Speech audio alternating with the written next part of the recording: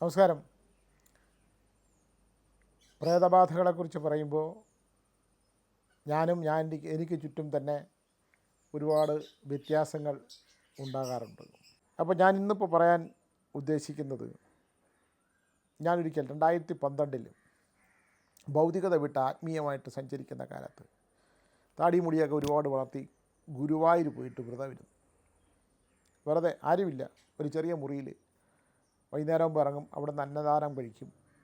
വീണ്ടും വൈകുന്നേരങ്ങളിൽ പുറത്തിറങ്ങും, അവിടുത്തെ നൃത്തങ്ങളൊക്കെ കാണും.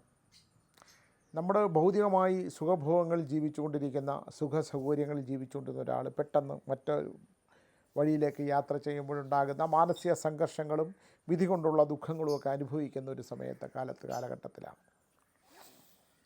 അങ്ങനെ ഒരു ദിവസം ഞാൻ ഇറങ്ങുമ്പോൾ നമ്മളാ മുമ്പിലേക്ക് കിഴക്കേ നടയിലൂടെ കയറി നടക്കുമ്പോൾ അതിൻ്റെ സൈഡിൽ കമ്പി കൊണ്ടുള്ള ആ ഓഡിറ്റോറിയത്തിന്, പൂന്താനം ഓഡിറ്റോറിയത്തിൻ്റെ സൈഡിലായിട്ടുള്ള കമ്പി ഇങ്ങനെ രണ്ട് സൈഡിലായിട്ട് കെട്ടിയിട്ട് അവിടെ ഒരു കറുത്ത ബാഗ് ഇങ്ങനെ കക്ഷത്ത് വെച്ചുകൊണ്ട് വാർദ്ധക്യം ബാധിച്ചു തുടങ്ങിയ ഒരാൾ.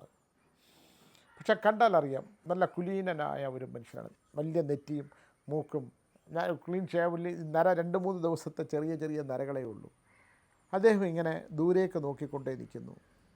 എനിക്കൊരു കൗതുകം തോന്നിയത് കൊണ്ട് ഞാൻ അദ്ദേഹത്തിൻ്റെ അടുത്തേക്ക് ചെന്ന് കുറച്ച് നേരം നിന്നു. എന്നിട്ട് ഞാൻ ചോദിച്ചു, സാർ എവിടുന്നാ എന്ന് ചോദിച്ചു.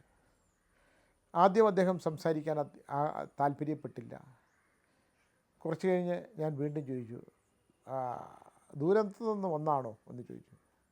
ആ എന്ന് പറഞ്ഞു. അദ്ദേഹം ക്ഷീണിതനാണ്.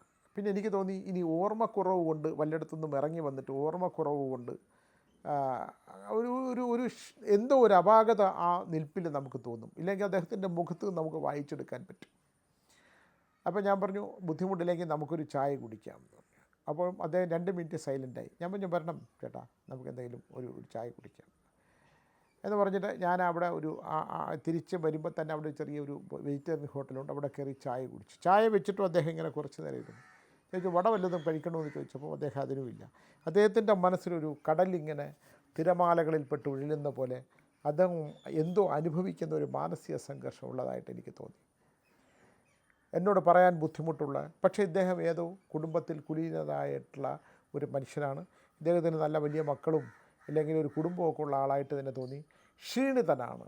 ഒരു കറുത്ത ബാഗുണ്ട് കയ്യിൽ. അദ്ദേഹം അതിങ്ങനെ ചേർത്ത് പിടിച്ചിട്ടുണ്ട്.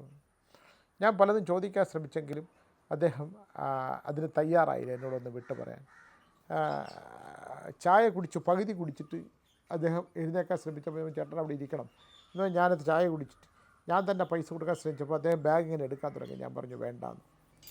എന്തായാലും ഒരു 2 ദിവസം കൂടെ ഞാൻ ഇദ്ദേഹത്തിനെ പലയിടത്തായിട്ട് കണ്ടു. പക്ഷേ ഇദ്ദേഹം ഞാൻ ആദ്യം കണ്ട സ്ഥലത്ത് തന്നെ വീണ്ടും വന്ന് നിൽക്കും.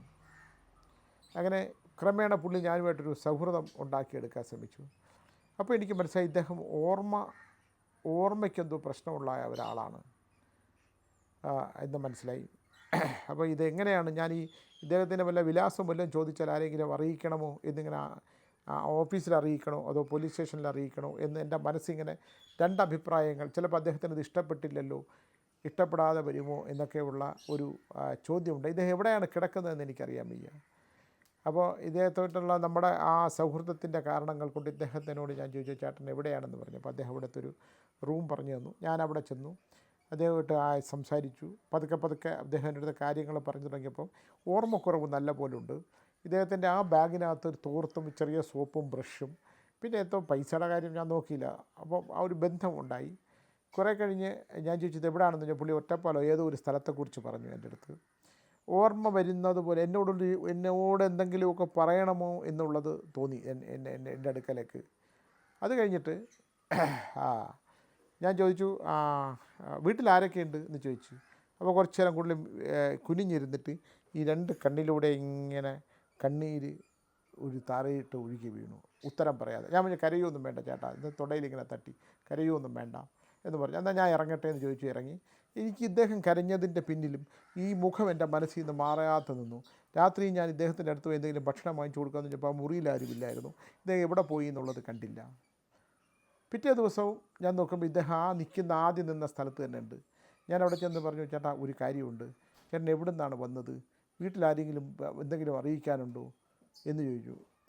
ഇല്ലില്ല, ഒന്നുമില്ല എന്ന് പറഞ്ഞ് പുള്ളി, ഞാനിത് ചോദിച്ചതുകൊണ്ട് തന്നെ എന്നോടൊന്നും ചോദിക്കാതെ പറയാതെ പുള്ളി പോയി. ഉച്ചയായപ്പോൾ ഞാൻ വീണ്ടും ഇദ്ദേഹത്തിൻ്റെ കാരണം ഈ മനുഷ്യൻ്റെ രൂപം എന്നെ ഇങ്ങനെ വേട്ടയാടിക്കൊണ്ടേയിരിക്കുകയായിരുന്നു. ഞാൻ ഇദ്ദേഹത്തിൻ്റെ മുറിയിൽ പോയി. അപ്പോൾ മുറി അടച്ചേക്കുകയായിരുന്നു. പിന്നെ ഞാൻ നോക്കുമ്പം ആനക്കൊട്ടിലിൻ്റെ അപ്പുറത്ത് പോയി പുള്ളി ആനകളെ ഇങ്ങനെ നോക്കിക്കൊണ്ടിരിക്കുന്നു. ഒരു നമ്മൾ എഴുതുന്ന ആളായതുകൊണ്ടോ ഇല്ലെങ്കിൽ ഇത്തരം ആൾക്കാരോട് എനിക്ക് തോന്നുന്ന ഒരു അടുപ്പം കൊണ്ടോ ഈ ഒരു ദുരൂഹത എനിക്ക് ഫീൽ ചെയ്തു ഇദ്ദേഹത്തിൻ്റെ അടുത്ത്.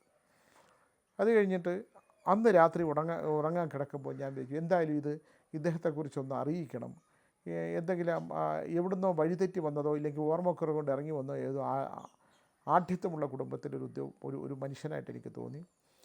ഞാനിത് പോലീസ് സ്റ്റേഷനിൽ അറിയിക്കാൻ എന്ന് തീരുമാനിച്ചിറങ്ങുമ്പോൾ ഒരു 3-4 ചെറുപ്പക്കാർ ആ നിന്ന സ്ഥലത്ത് വന്ന് നിൽക്കുന്ന കണ്ടു. എന്ന് പറഞ്ഞാൽ അവർക്ക് ഇവിടെ നിൽക്കുന്നതായിട്ട് ആരാണ്ട് ഇൻഫോം ചെയ്തിട്ട് വന്നതാണ്. അപ്പോൾ ഞാൻ ചോദിച്ചു, ഞാൻ ഒരു കാര്യം ചോദിച്ചോട്ടെ, ഇവിടെ ഇങ്ങനെ ഒരു ആളിനെ ഞാൻ കണ്ടു, പരിചയമുണ്ട്. അവർ പെട്ടെന്ന് പറഞ്ഞു ഞങ്ങളുടെ അച്ഛനാണ്, വലിയ ഉദ്യോഗസ്ഥനെ, തഹസീൽദാരം കണ്ടായിരുന്നു, ഓർമ്മക്കുറവുണ്ട് ഭയങ്കരമായിട്ട്, അമ്മ മരിച്ചുപോയി, ഇറങ്ങി വന്നതാണ്, എവിടെ പോയി എന്നൊരു അറിവില്ല, ഇവിടെ കണ്ടതായിട്ടൊരാൾ പറഞ്ഞു, അതുകൊണ്ടാണ് വന്നത്, ഇവിടെ വെച്ച് തന്നെ കണ്ടു എന്ന് പറഞ്ഞു. അപ്പോൾ ഞാൻ എനിക്കറിയാം അദ്ദേഹം താമസിക്കുന്ന മുറി എന്ന് പറഞ്ഞ് ഇദ്ദേഹം താമസിക്കുന്ന മുറിയിലേക്ക് കൂട്ടിക്കൊണ്ടുപോയപ്പോൾ ഇദ്ദേഹം അവിടെ ഉണ്ടായിരുന്നു.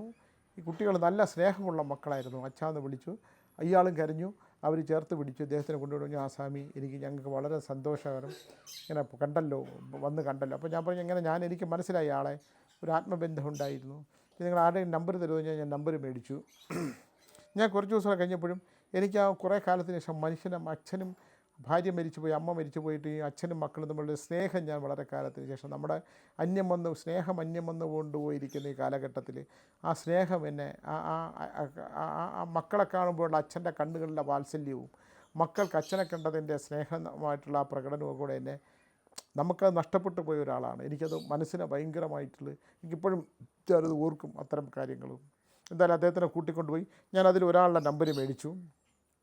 ഒരു ദിവസം രാത്രി ഞാൻ, പിന്നെ കുറേ കാലം കഴിഞ്ഞു, ഞാൻ ഗുരുവായൂർ കുറേ കാലത്തിന് ശേഷം എവിടേക്കോ കറങ്ങി, മൂകാംബിയിലോ ഇവിടെ എല്ലാം പോയിട്ട് ഞാൻ വീണ്ടും ഗുരുവായൂരിൽ വന്നിട്ട് ഞാൻ താമസിക്കുന്ന സമയത്ത് ഈ സ്ഥലത്ത് പോയി ഞാൻ കുറേ നേരം നിന്നു. ഞാൻ ഈ പഴയ മനുഷ്യനെക്കുറിച്ച് ഓർത്തു. അന്ന് രാത്രി കിടക്കുമ്പോൾ ഞാൻ ഒരു ഡയറി ഉണ്ടായിരുന്നു, അതിനകത്ത് എല്ലാവരുടെയും നമ്പർ ഇങ്ങനെ എഴുതിയിടും. അത് കഴിഞ്ഞിട്ട് ഞാൻ ഈ ഓർത്തു ഇദ്ദേഹത്തിനെ ഒന്ന് വിളിക്കണം എന്ന് വിചാരിച്ച്. അന്ന് രാത്രി ഞാൻ കിടന്നുറങ്ങുമ്പോൾ വാതിൽ തട്ടുന്ന ശബ്ദം കേട്ടു. ശരിക്കും ശബ്ദം തന്നെയായിട്ട് കേട്ടു. ഞാൻ വാതിൽ തുറക്കുമ്പോൾ ഇദ്ദേഹമാണ്. അപ്പോൾ ഞാൻ ചേട്ടാ വരണം എന്ന് പറഞ്ഞു. അദ്ദേഹം മുറിക്കകത്തേക്ക് കയറി.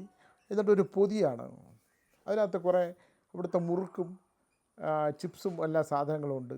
അത് ഞാൻ സ്വാമിക്ക് തരാനായിട്ട് കൊണ്ടുവന്നാണ്, അവിടെ വെച്ചു. ഞാൻ ചോദിച്ചു കൂടെ ആരുണ്ട്? കൂടെ മകളുടെ മകനും ഒക്കെ ഉണ്ട്, എല്ലാവരും ഉണ്ട്. ഞാനിപ്പോൾ ഇവിടെ അന്വേഷിച്ച് വന്ന് എനിക്ക് പിന്നെ ഞാൻ ചോദിച്ചു എങ്ങനെ ഈ മുറിയിൽ വന്നു? അപ്പോൾ പുള്ളി എൻ്റെ മുഖത്ത് നോക്കി ചിരിച്ചു. ഞാനിത് കാണുമ്പോൾ ഞെട്ടി ഉണരുകയാണ്. യഥാർത്ഥത്തിൽ ആരുമില്ല, ഇതെൻ്റെ മനസ്സിൽ തോന്നുന്ന തോന്നലാണ്. അദ്ദേഹം എനിക്ക് കുറേ മുറുക്കും സാധനങ്ങളും ഒക്കെ ആയിട്ട് കൊണ്ടുവന്നു എന്നുള്ളത്. ഞാൻ എഴുന്നേറ്റ് അന്ന് തന്നെ രാത്രി, ഗുരുവായൂർ രാത്രിയും പകലും ഇല്ലല്ലോ, ചെന്ന് ആ സ്ഥലത്ത് ഞാൻ കുറേ നേരം നിന്നിട്ട് ഞാൻ ഈ ഡയറി തപ്പിയെടുത്ത് പിറ്റേ ദിവസം എന്നെ വിളിച്ചപ്പോൾ പറഞ്ഞു അച്ഛൻ 3 ദിവസമായി അച്ഛൻ മരിച്ചിട്ട് എന്ന് പറഞ്ഞു. ഇത് എവിടെയോ ഉള്ള ഒരാൾ, നമ്മളുമായിട്ടൊരു ബന്ധവുമില്ല, പക്ഷേ നമ്മുടെ മനസ്സിൻ്റെ ആഴങ്ങളിൽ എവിടെയോ സ്പർശിച്ചു പോയ ഒരാൾ. അദ്ദേഹം നമ്മൾ അദ്ദേഹത്തിന് ഒന്നും ചെയ്തു കൊടുത്തിട്ടില്ല, പക്ഷേ നമ്മുടെ മനസ്സിൽ ഏതോ ജന്മജന്മാന്തരങ്ങളായിട്ട് വന്നു ചേർന്നിട്ടുള്ള ഏതോ ഒരു ബന്ധം പോലെ നമ്മുടെ മനസ്സിൽ വന്നതാണ്. അദ്ദേഹം എൻ്റെ മുറിയിലേക്ക് കടന്നു വന്ന് എനിക്ക് ആ പൊതിക്കെട്ട് തന്നതാണോ, അല്ലെങ്കിൽ എൻ്റെ ഓർമ്മകളിൽ എപ്പോഴെങ്കിലും അദ്ദേഹം ഇങ്ങനെ ആഗ്രഹിച്ചിരുന്നോ എന്നുള്ളത് എനിക്കറിയില്ല. ഇത് ഒരു പ്രേതാനുഭവമായിട്ട് ചിന്തിക്കാനാണ് എന്നെപ്പോലൊരാൾക്ക് ഇഷ്ടം. അദ്ദേഹത്തിന് എവിടെയാണെങ്കിലും അദ്ദേഹത്തിന് ആത്മാവിന് മോക്ഷപ്രാപ്തിയും കിട്ടട്ടെ. ഇനിയും നല്ല ജന്മങ്ങളും നല്ല സന്താനങ്ങളെ ഉണ്ടാകാനായിട്ടുള്ള ഒരു പ്രാർത്ഥനയോട് നിർത്തുന്നു. നമസ്കാരം.